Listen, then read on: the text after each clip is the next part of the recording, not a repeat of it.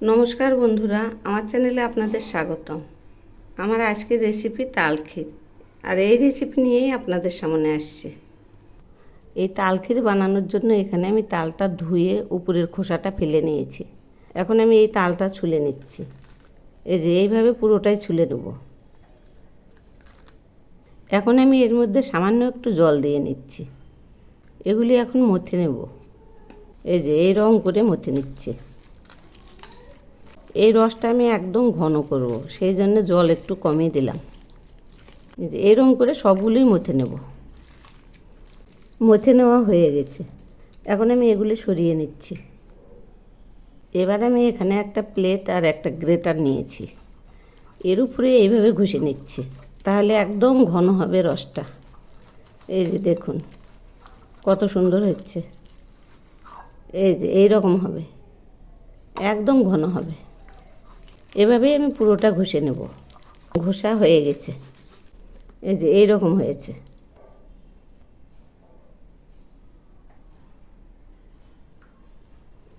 দেখুন একদম ঘন, একদম থকথক করছে। এখন আমি এগুলি ছেঁকে নেব, তার কারণ এর মধ্যে অনেক আঁশ থাকে। এই যে দেখুন পুরো রসটা ছেঁকে নিয়েছি। এখন কড়াই বসিয়েছি। কড়াইয়ে 1 চামচ ঘি দিলাম। এবার আমি এর মধ্যে দিচ্ছি 2 চামচ সুজি। একটু নেড়ে দিচ্ছি। এই সুজিগুলো খুব ভালো করে ভেজে নেব।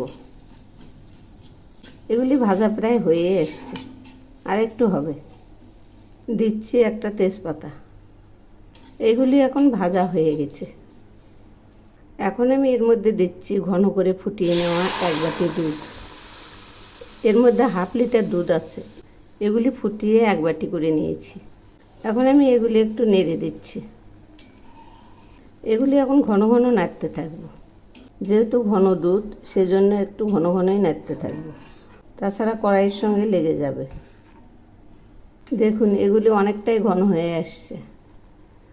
দুধটাও ক্ষীরের মতো হয়ে আসছে। এখন আমি এর মধ্যে দিচ্ছি ওই তালের রসটা।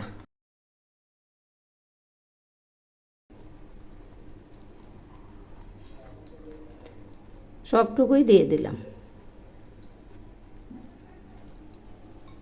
এগুলি এখন ঘন ঘন নাড়তে থাকবো, একদম থামা যাবে না। এরকম করে নাড়তে থাকবো, আরও শুকনো হয়ে যাবে। এই তালখির যদি এই পদ্ধতিতে আপনি একবার বানিয়ে খান, তাহলে আর ভুলতেই পারবেন না, এত টেস্ট। এইভাবে আমার ঠাকুমা বানাতো। এবার আমি দিচ্ছি 3টে থেতো করা সাদা এলাচ।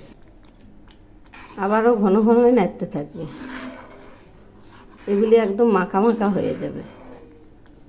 তো বন্ধুরা, আমার রেসিপি যদি আপনাদের ভালো লেগে থাকে, তাহলে সাবস্ক্রাইব করে আমার পাশে থাকবেন, আর কমেন্টস করে জানাবেন কেমন লাগলো। এখন আমি এর মধ্যে দিচ্ছি ছোট 1 বাটি চিনি।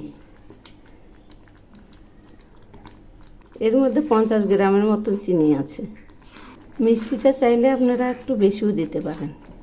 আমি একটু কমই দিলাম, তার কারণ তালের মিষ্টি আছে, সেই সঙ্গে সুজি আছে, আর সেই সঙ্গে ঘন জালের দুধ আছে। এই দুধটা একদম ঘন করে নেওয়া, সেজন্যই আমি মিষ্টিটা একটু কম দিলাম। এগুলি অনবরতই নাড়তে থাকবো। আবার নেড়ে দিচ্ছি। নাড়া বন্ধ করলেই ছিটে আসবে আর চোখ মুখ পুড়ে যাবে, সেই জন্য অনবরত নাড়তেই থাকা লাগে।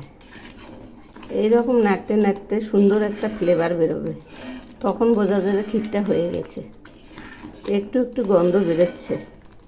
এখন আমি এর মধ্যে দিচ্ছি ভিজিয়ে রাখা কয়েকটা কাজু আর কিশমিশ। এগুলিও নেড়ে দিচ্ছি। এখন আরও বেশি করে ঘন ঘন নাড়তে থাকবো, তাছাড়া ছিটে এসে চোখ মুখ পুড়ে যাবে। এগুলি অনেকটাই ঘন হয়ে আসছে, আর একটু হবে।